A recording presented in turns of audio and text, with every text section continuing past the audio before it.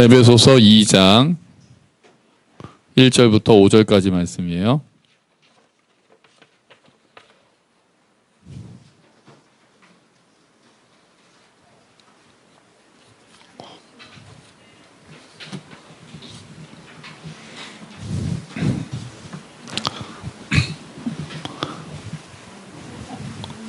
에베소서 2장 1절부터 5절까지 말씀.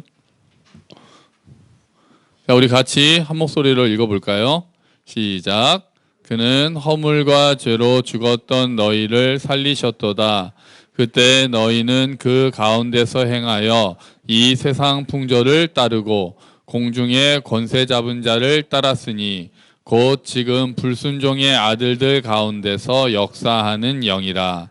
전에는 우리도 다 그 가운데서 우리 육체의 욕심을 따라 지내며 육체와 마음에 원하는 것을 하여 다른 이들과 같이 본질상 진노의 자녀이었더니 긍휼이 풍성하신 하나님이 우리를 사랑하신 그 큰 사랑을 인하여 허물로 죽은 우리를 그리스도와 함께 살리셨고 너희는 은혜로 구원을 받은 것이라. 아멘.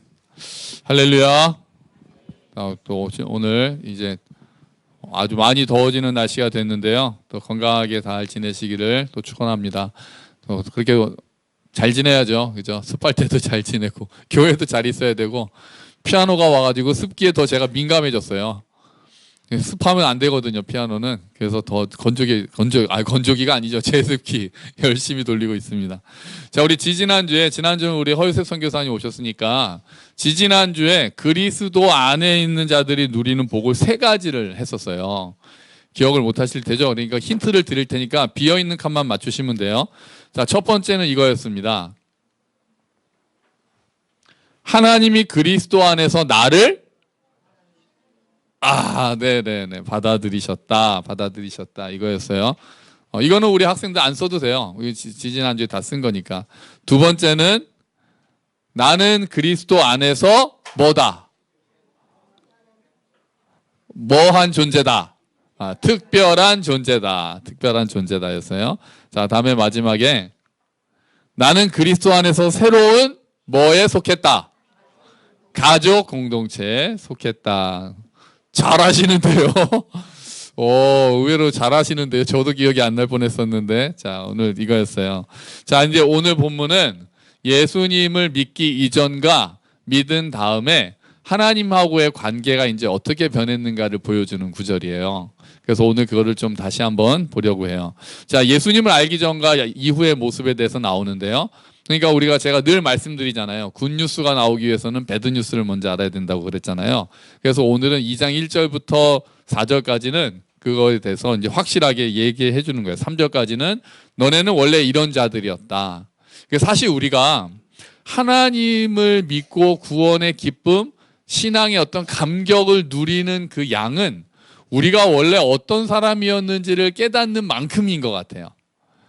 그렇잖아요. 우리가 정말 내가 용서받지 못할 죄를 지었는데 용서받았을 때 훨씬 기쁘잖아요. 그래서 그 일에 감격하면서 살잖아요.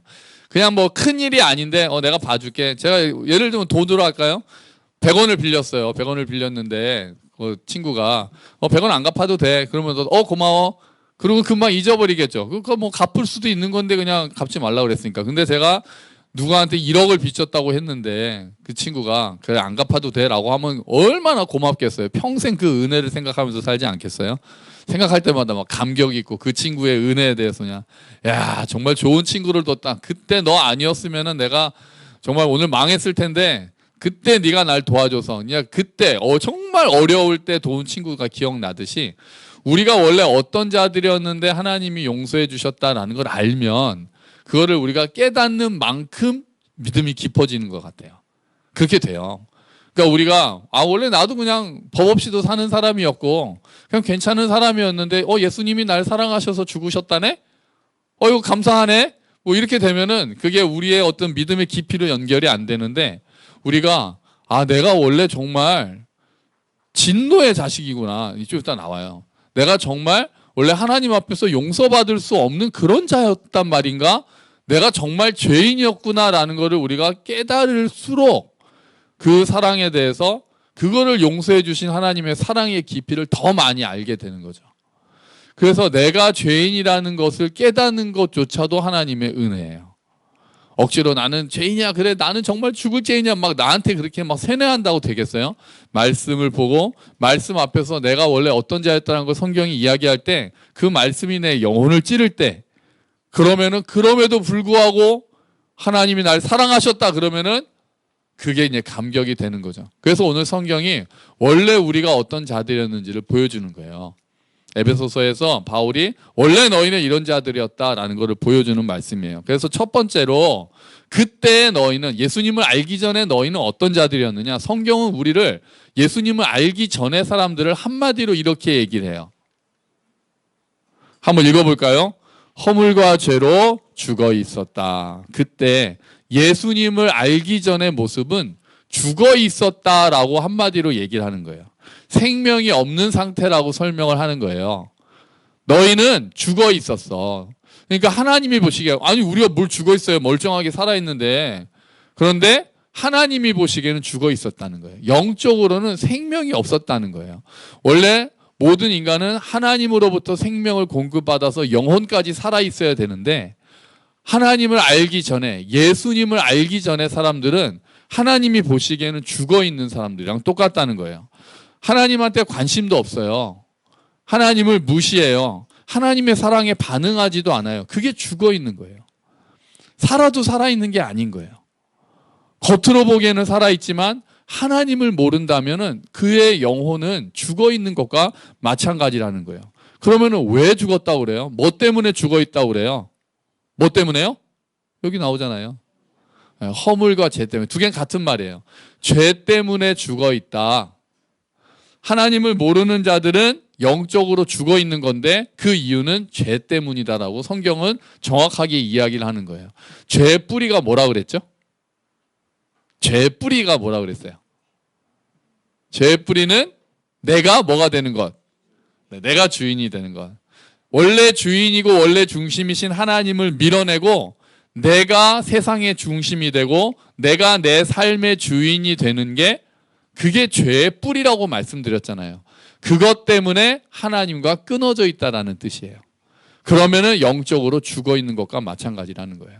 내가 주인이 됐기 때문에 하나님을 밀어냈고, 그러다 보니까 하나님과 이제 떨어져 있게 되었다라는 말씀이 되는 거죠. 그래서 하나님을 거절하고 스스로 하나님이 돼서 살려는 사람들은 영적으로 죽어 있는 거다라고 이야기를 하는 거예요.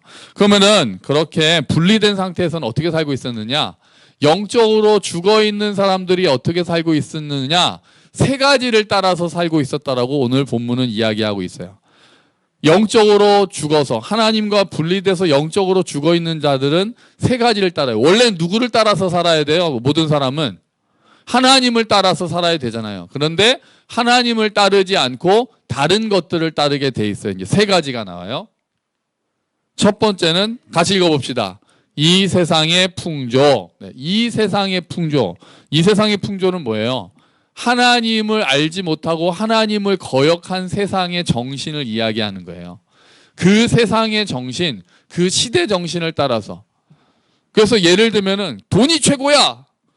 이것도 하나님을 따르지 않은 사람들이 생각하는 거예요. 돈이 최고라는 생각은 하나님과는 다른 생각이란 말이에요. 그런 풍조를 따라서 사는 거예요.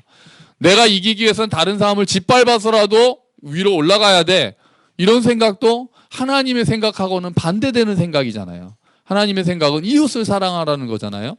그런 생각들도 이 세상 풍조에 들어가는 거예요. 또 어떤 것들이 이 세상 풍조에 들어갈까요?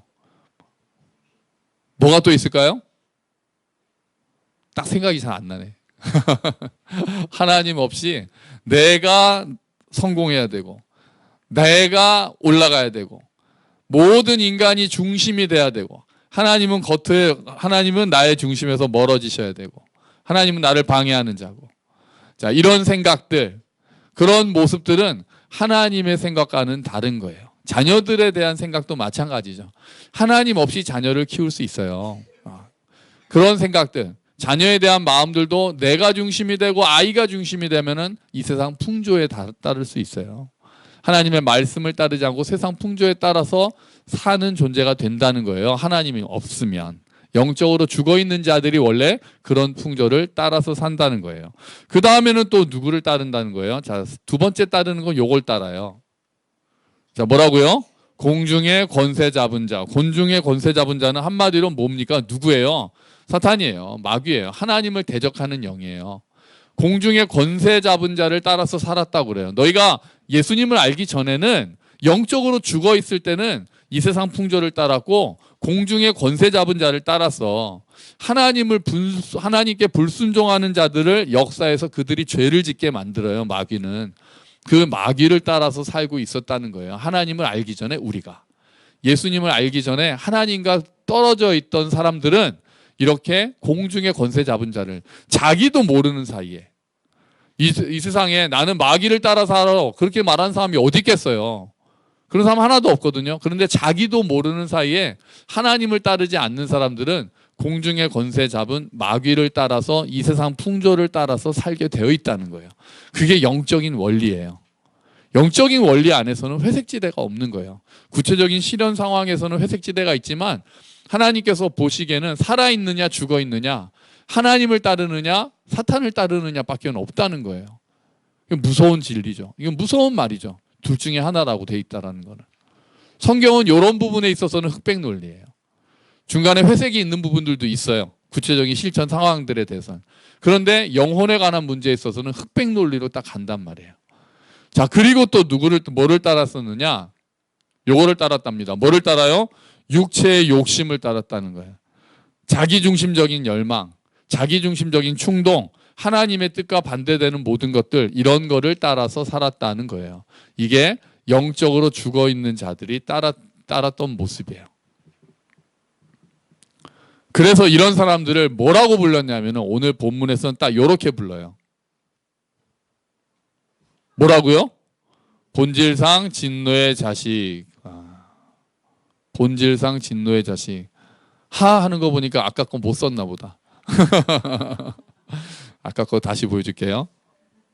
이거예요. 이거. 아직 못 썼죠? 이렇게 한 거 보니까 이거 못 쓴 거예요. 자, 쓰는데 시간이 걸리니까요. 자, 이거 따라서 그러면은 또 설명 다시 할게요. 자, 그러면 자, 우리가 하나님을 알지 못하는 사람들은 이 세상 풍조, 어려운 말이죠. 이 세상에 하나님 없이 있는 가치관을 따랐고, 그 다음에는 공중권세 잡은 자. 이 말이 전 제일 무서워요. 그 다음에는 육체의 욕심을 따라서 살았다. 하나님과 관계없이 내 마음, 내가 하고 싶은 대로만 해서 산다는 거예요. 내가 생각하기에 옳은 대로 산다는 게 하나님을 모르는 자들의 모습이고 그걸 영적으로 죽었다라고 그러는데 그런 사람들은 이렇게 표현한다는 거죠. 본질상 진노의 자식이다. 진노의 자식이요? 이게 성경은 이렇게 불편한 말씀들이 많아요. 하나님은 무슨 하나님이세요? 사랑의 하나님이시잖아요. 그런데 하나님의 진노가 있습니까? 없습니까? 있다는 거예요. 하나님은 또 뭐의 하나님이시니까요? 공의의 하나님이시기 때문에 하나님은 뭐를 미워하시는 거예요? 죄를 미워하시는 거예요. 하나님을 밀어내고 하나님을 중심에서 밀어내고 주인 자리에서 밀어내고 하나님이 중심, 내가 하나님이 되고 내가 주인 되고 그렇게 사는 사람들에 대해서 하나님의 진노가 임한다는 거예요. 날 때부터 모든 사람은 아담에게 속해 있어서 원죄를 가지고 태어나요. 그래서 예수님을 알기 전에 모든 사람은 본질상 진노의 자식이라는 거죠. 불편한 진리예요. 이 얘기에서 좋아하는 사람이 어디 있어요? 당신은 죄인입니다. 내가 왜 죄인이야? 당신은 진노의 자식입니다. 본질상 태어나자마자 아직 뭔가를 하기도 전부터 본질이 그렇다는 거예요. 하나님을 거역한 채로 태어나는 거예요. 누구 이후로? 아담 이후로 모든 인간은 하나님을 거역하고 있는 모습으로 태어나고 있다는 거예요. 그래서 우리는 진노의 대상, 그러다 보니까 심판에서 벗어날 수가 없다는 거예요. 너무 무서운 일입니다. 너무 무서운 말씀이에요. 너무 두려운 말씀이에요. 우리가 본질상 진노의 자식이라뇨. 하나님을 알지 못하는 사람은 본질상 하나님의 진노 아래에 있다는 거예요. 하나님의 율법을 다 지킬 수 있는 사람이 없기 때문에. 율법을 다 지킬 수 있다면요? 괜찮을 수 있어요. 근데 그럴 수 있는 사람이 없잖아요. 마음을 다해서 율법을 다 지킬 사람이 어디 있겠어요. 그래서 모든 사람은 하나님을 알기 전에는 본질상 진노의 자식이다 라고 하는 게 오늘 성경이 우리에게 보여주는 거예요.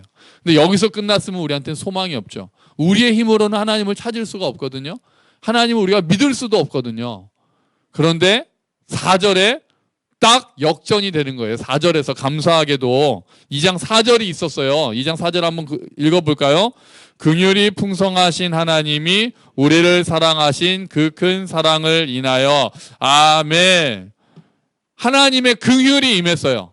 우리를 사랑하신 하나님의 긍휼. 긍휼이 뭐예요? 긍휼하다는 게 뭐예요? 불쌍히 여기는 거예요. 맞아요. 하나님이 우리를 불쌍히 여긴 거예요. 마귀를 따라 살고 하나님의 사랑에 반응할 수도 없었던 우리들을 보고 하나님이 불쌍하게 생각하셨다는 거예요. 그래서 그 긍휼이 풍성하신 하나님, 불쌍히 여기는 마음이 풍성하신 하나님이 우리를 사랑하셨다는 거예요. 아직 우리는 하나님을 알지도 못하고 아직 우리는 하나님을 대적하고 하나님 대신 내가 중심에 살겠다라고 아등바등 살고 있었던 이 세상 풍조를 따르고 공중의 권세 잡은 자를 따르고 내 욕심대로 따라서 살고 있던 우리들을 하나님이 불쌍히 여기셨다는 거예요. 그래서 우리를 사랑하셨어요. 그 큰 사랑으로 우리를 어떻게 하셨다고요? 그리스도와 함께 살리셨답니다. 5절 읽어봅시다. 시작. 허물로 죽은 우리를 그리스도와 함께 살리셨고 아멘. 우리는 이제 죽지 않고 어떤 사람들입니까? 살아있는 사람들이 된 거예요. 예수 그리스도와 함께 살아있기 때문에 이제 우리의 영적인 생명이 다시 시작된 거예요. 그러니까 예수님을 알기 전에는 허물로 죄로 인해서 죽어있던 자들인데 이제는 우리는 살아있는 자들인 거예요. 하나님이 보시기에는 여기에 살아있는 사람들이 있는 거예요. 각 처에서 흩어져서 예배드리는 자들이 하나님에 대해서 살아있는 자들이에요. 그렇지 않은 자들은 하나님과 관계없이 살아가는 자들은 영적으로 다 죽어있는 자들이 되는 거예요. 하나님의 생명이 우리 안으로 이제 흘러 들어오는 거예요. 누구를 통해서요? 예수님을 통해서 들어오는 거예요. 우리를 불쌍히 여기신 하나님께서 하나님의 생명을 부어주시기 시작한 거예요. 그것이 은혜인 줄 믿습니다. 아멘. 그래서 너희가 은혜로 구원을 받았다라고 되어 있는 거예요. 불쌍히 여기신 하나님이 우리를 살리신 것입니다. 자, 그거를 로마서에서는 어떻게 표현합니까? 로마서 한번 가볼까요? 주보에 있습니다.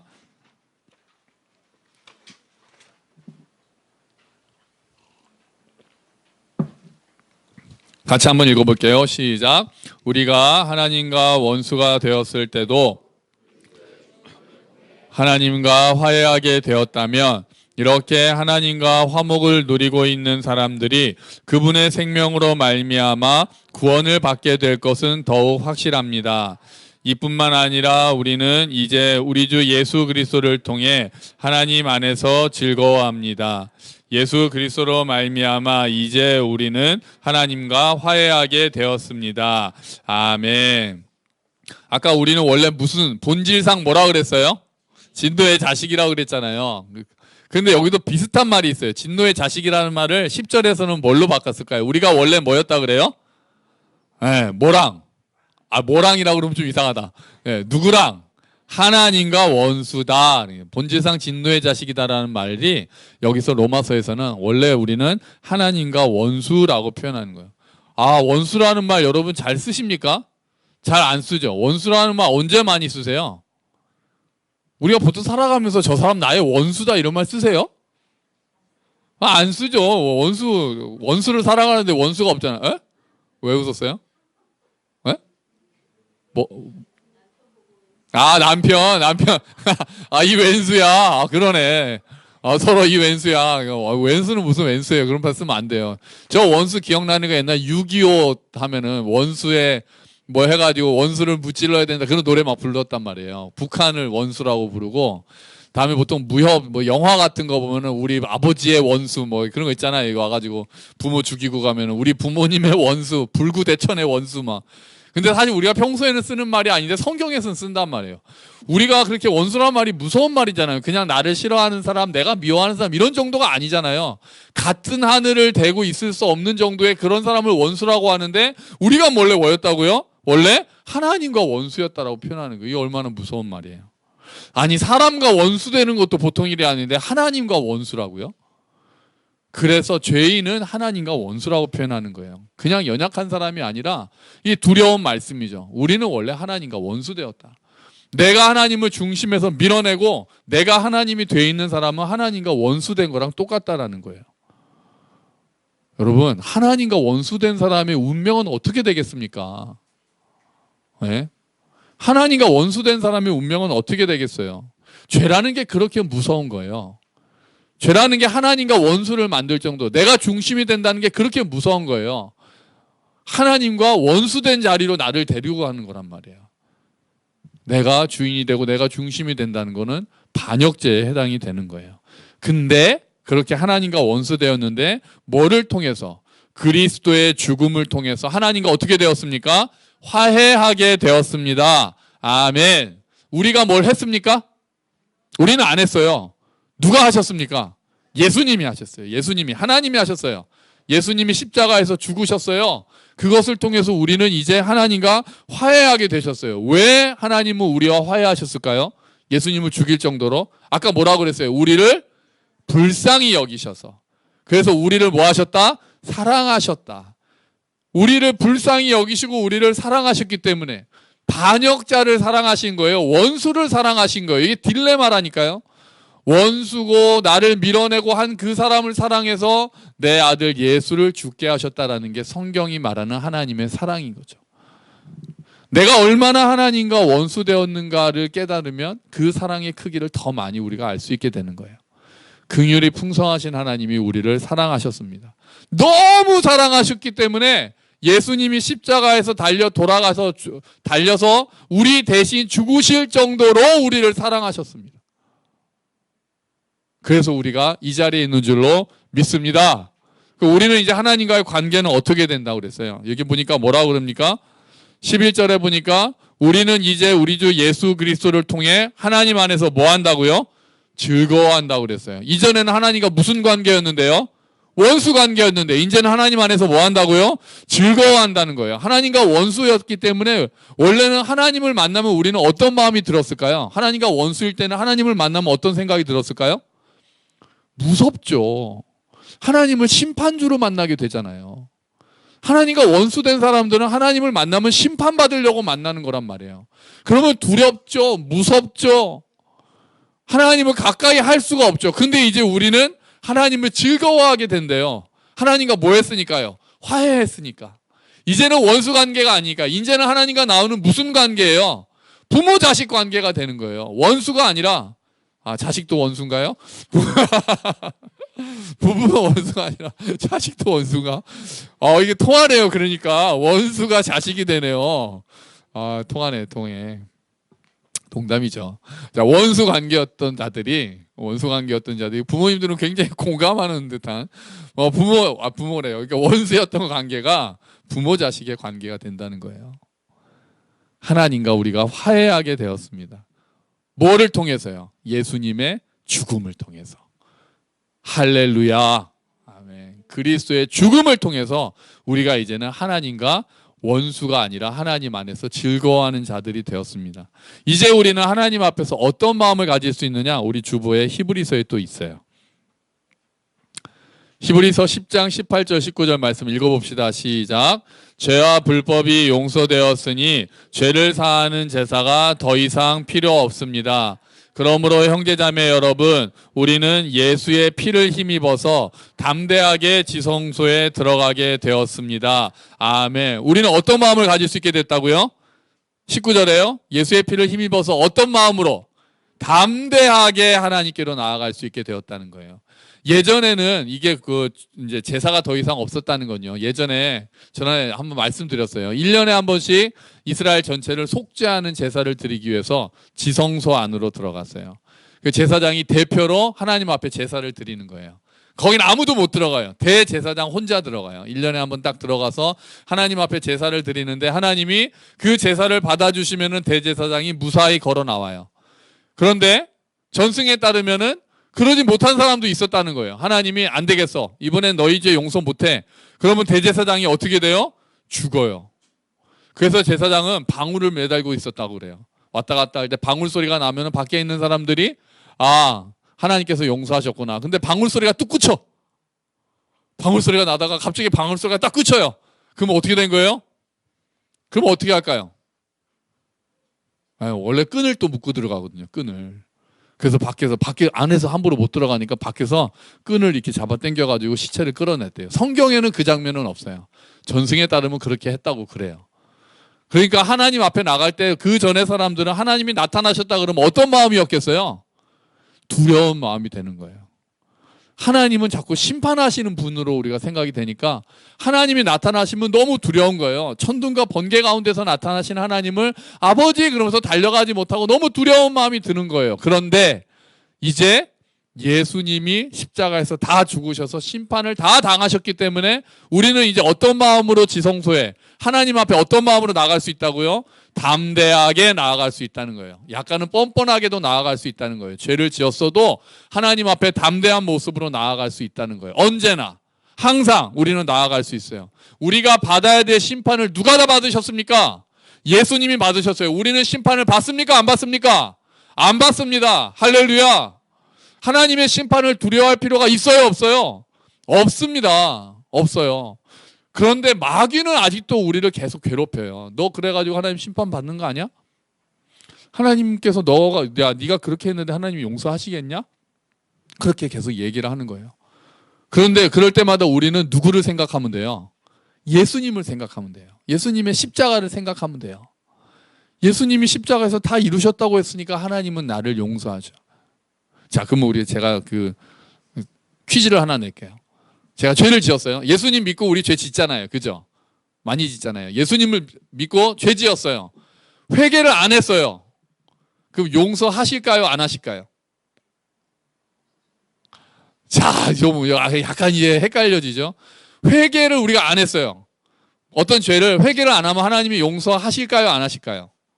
용서하십니다. 하셨어요. 하나님은 우리가 예수님을 믿을 때 우리가 지을 죄까지 이미 용서하셨어요.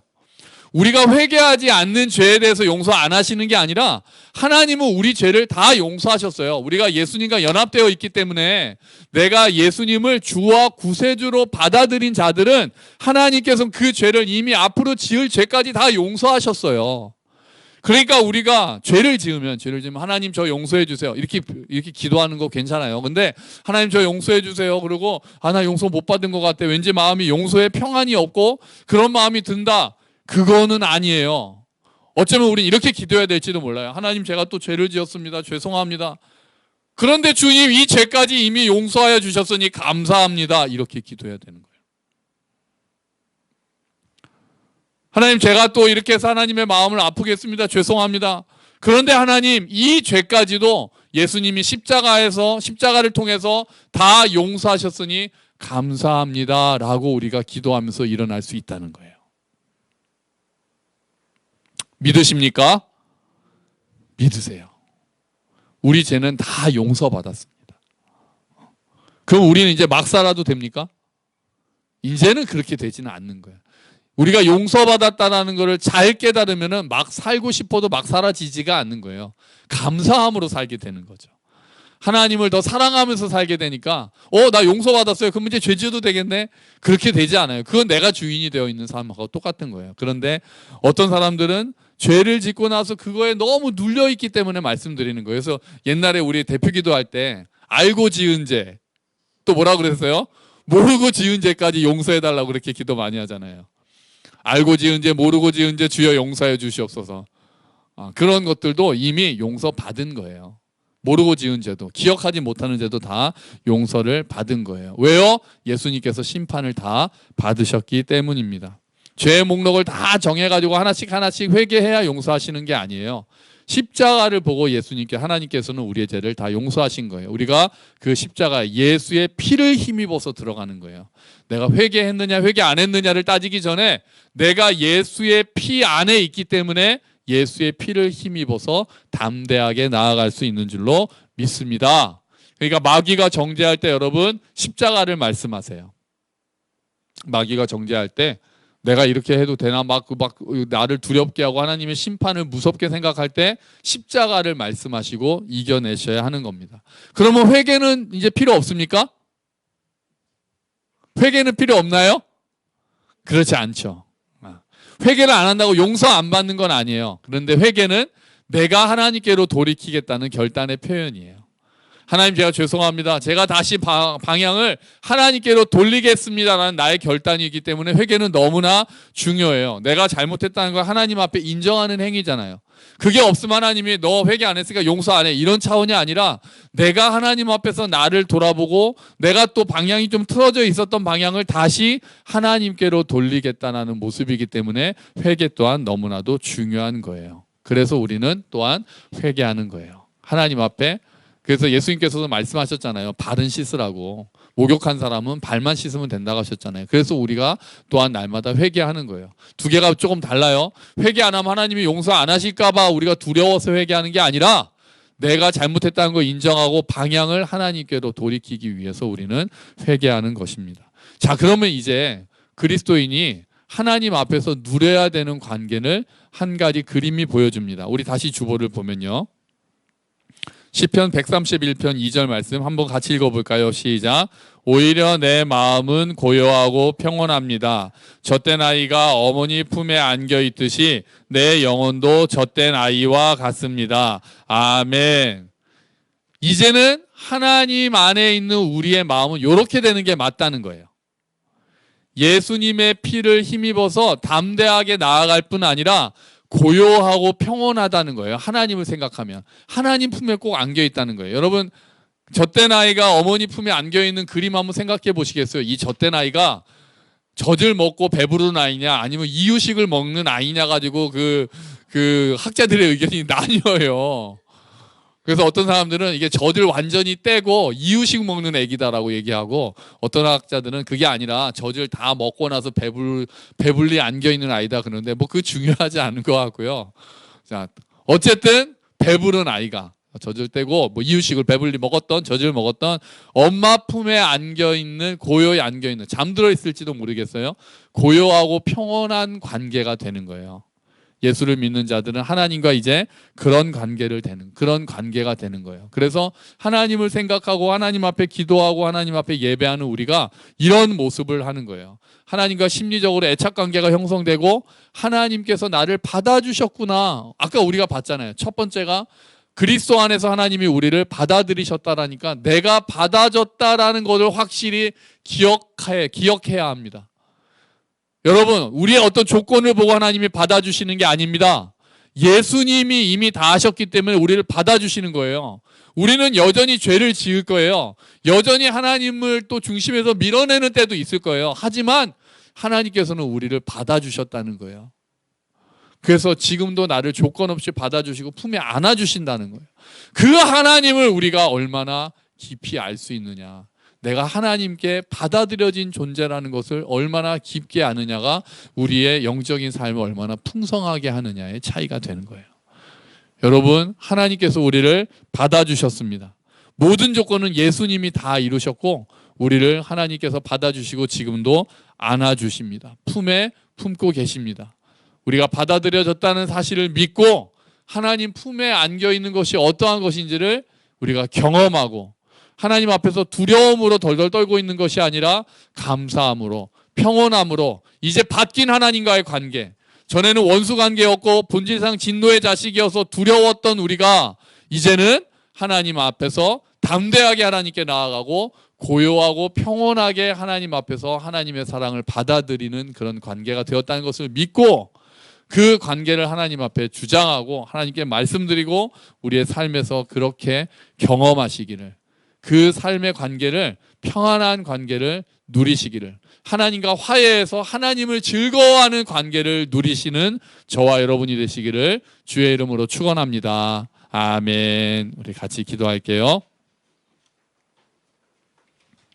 하나님, 우리가 원래는 하나님과 원수되었다라고 그러고 본질상 진노의 자식이었다라고 너무 무섭게 말씀하십니다. 하지만 하나님이 우리를 사랑하셨습니다. 그래서 예수님의 피를 통해서 이제 우리는 하나님과 가까워졌습니다. 하나님을 즐거워할 수 있게 되었습니다. 우리가 하나님의 자녀가 되었고 우리를 품에 안아주시니 감사합니다. 주님, 우리를 다 받아주셨으니 그 평온함 우리가 경험하게 하여 주시옵소서. 우리 함께 기도할게요.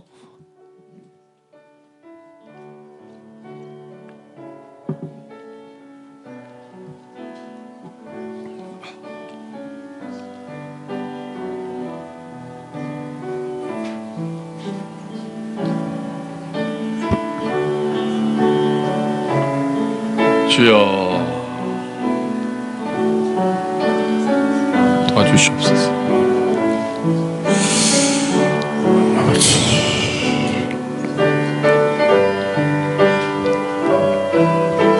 감사합니다. 주님 감사합니다. 경험하게 해 주시옵소서. 그 평안함 하나님 누리게 하여 주시옵소서. 풍성하게 누릴 수 있도록 주여 도와주시옵소서. 우리 모든 믿음의 식구들 평성하게 주님 충만히 누릴 수 있게 하여 주시옵소서. 오 아버지 감사함을 누리게 하여 주시고 인도하여 주시옵소서. 주님 주여 은혜를 베풀어 주시옵소서. 아멘. 하나님 감사합니다. 우리가 원래 하나님과 원수되었다라고 이야기합니다. 우리가 원래 하나님 대신 주인이 되었고 그런 것들은 본질상 진노의 자식의 자리였다라고 이야기를 합니다. 너무나도 무서운 이야기입니다. 그래서 하나님을 심판주로 만나게 되고 두려운 가운데 하나님 앞에 서 있을 수밖에 없던 사람들이었습니다. 하지만 주님, 하나님이 우리를 불쌍히 여기셔서 사랑하셨고 예수님의 피를 통해서 하나님의 자녀가 되게 하셨으니 감사합니다. 이제 우리가 하나님 앞에 담대하게 나아갈 수 있게 되었으니 감사합니다. 우리가 하나님 아이기처럼 하나님 품에 안겨서 고요하고 평안할 수 있게 되었으니 감사합니다. 오 주님, 우리가 이 사실을 깊이 깨달을 수 있도록 정말 날마다 점점 더 깨달을 수 있도록 도와주시고 하나님의 평강을 누릴 수 있도록 은혜를 베풀어 주시옵소서. 우리가 또 때로 죄를 짓더라도 하나님 앞에 모든 것을 이미 용서하신 그 하나님 앞에 그럼에도 불구하고 나를 받아주시는 하나님 앞에 감사함으로 나아갈 수 있게 하시고 담대함으로 나아갈 수 있게 하시고 내가 이미 너를 용서했다, 내가 너를 이미 받아들였다라고 말씀하시는 하나님의 그 음성을 들으며 말씀을 들으며 하나님 충만한 가운데 살 수 있도록 주여 도와주시옵소서. 감사합니다. 주님, 예수 그리스도의 이름으로 기도합니다. 아멘.